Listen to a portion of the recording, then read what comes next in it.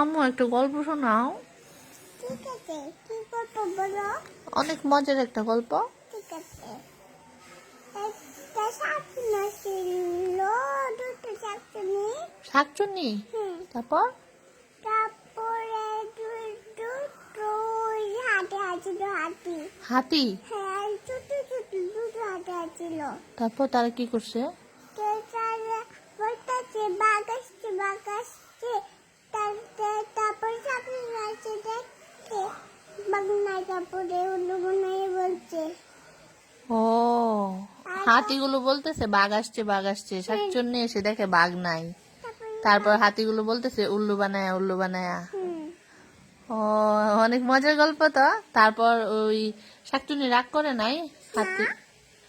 হাতিগুলোর সাথে রাগ করে নাই ওকে যে উল্লু বানালো? না,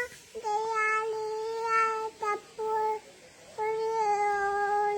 মাছের কাজ করতে গেছিল। পরে আবার বলতে আছে বাঘ আসছে, বাঘ আসছে। তারপরে আবার আসছে, তারপর দেখে বাঘ নাই। তারপর শুতে শুতে বাঘ আসছে, তারপরে নাকি শুতে শুতে বাঘ তারপর খেয়ে ফেলছে। তারপর অন্য ছাত্রী নিয়ে এসছে। ও, মানে বারবার মিথ্যা কথা বলে, তারপর সত্যি সত্যি বাঘ চলে এসেছে, তারপর খেয়ে ফেলছে। তার মানে মিথ্যা কথা বলা। Thank you.